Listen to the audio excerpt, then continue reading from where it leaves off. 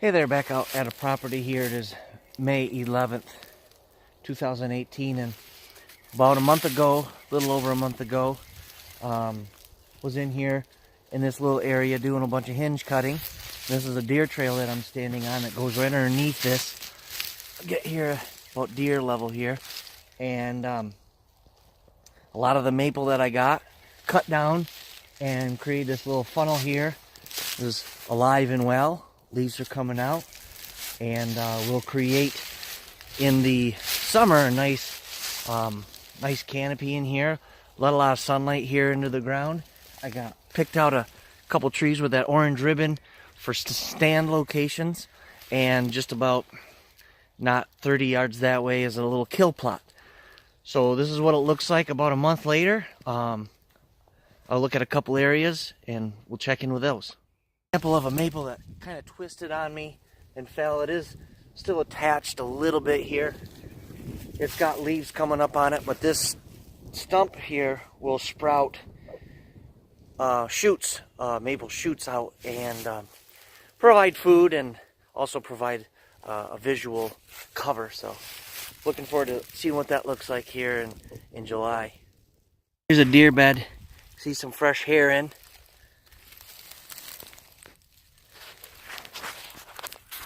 All in this area here, they were already bedding, so I just kind of improved upon it, I hope anyway, with multiple deer trails coming through here.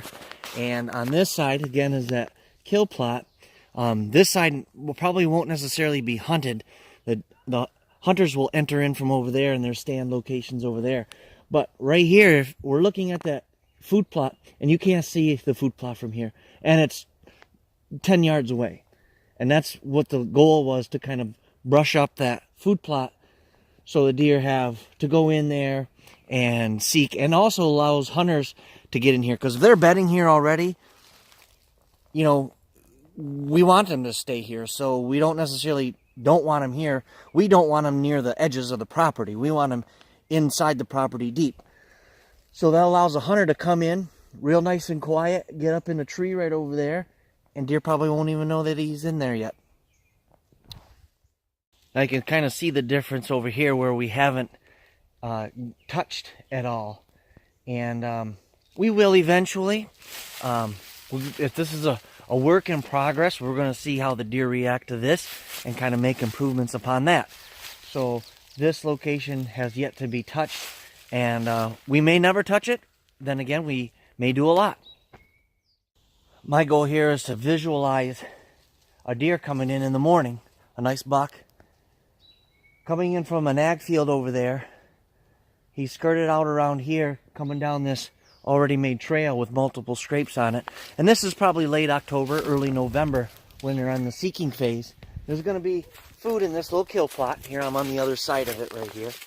As they're walking down, checking scrapes, you can see we've tied some trees down here with some paracord, and we'll continue to do that and stay in location right up there, which could be moved, but walking right on by, can't see over there where I'm pointing. So they're going to come in here and feed, and hopefully that hunter gets a nice shot and takes the focus off the hunter. Here was kind of a tornado zone that we just felled a bunch of trees. Again, visual blocker. There's a lot of food and stuff in there that will be able to hit the ground, but I had to do that on the south end of this little kill plot to let more sunlight into this kill plot so the kill plot will grow. Very tough to video this, but you can kind of see this deer trail here is almost down to the dirt, and it goes into that little hinge cut visual barrier. All those trees are still alive, creating side cover. And before, you could see through there real easy.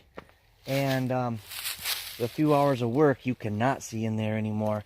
And it might push the deer on the other side, but this trail is already here. That's kind of a different section of the property, kind of. So if you're a deer, you're probably not going to go that way, and you're going to continue this way. And you also have some escape routes over here, but this leads into a bedding area.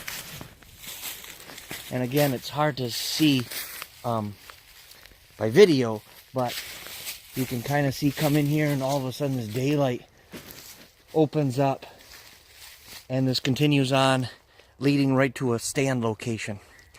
So we're kind of funneling the deer to a stand location where there's food coming from the main plot, which is over here. It's about a three-quarter acre plot. With that trail moving on, I'll go there in a second, where I'll stand on that trail and then to a nice pond over there. So this is a bedding area inside of here. I put a log here for backing, but you can see some deer here right on this little knoll that I created, and they're using it. And kind of created this hopefully for bucks to kind of be in here with the does just about 40 yards that way, and there's another hemlock tree about 40 yards that way, 30-40 yards that way. So he can kind of hang out in here. There's another crossing branch there, little head structure. Not a lot of head structure, but when this is July, I'll come back and I'll show you how thick and everything it'll be in here. Right behind the camera is that area I was just showing you. Come underneath this tree here, and it comes out into this trail where we'll have food planted. This links to that other plot and links to the pond over here. We have some stand locations on the end of this, ones that we can get into where the deer can bed a couple 100 yards or 100 yards that way, and hopefully get them off their feet earlier and get into. Real wet in here right now, but there's multiple stand locations, and then we'll plant some food around this pond as well eventually. Now again, I said it before, this is a work in progress. This is something we'll always continue to improve upon, hopefully improve upon, continue improving. We may make mistakes along the way, but this is kind of once you start this sort of thing, there's always something you can tweak and do. And so hope you enjoyed that. Go back and watch the other episode where I was doing the hinge cutting, and then you can see the results and follow along the way.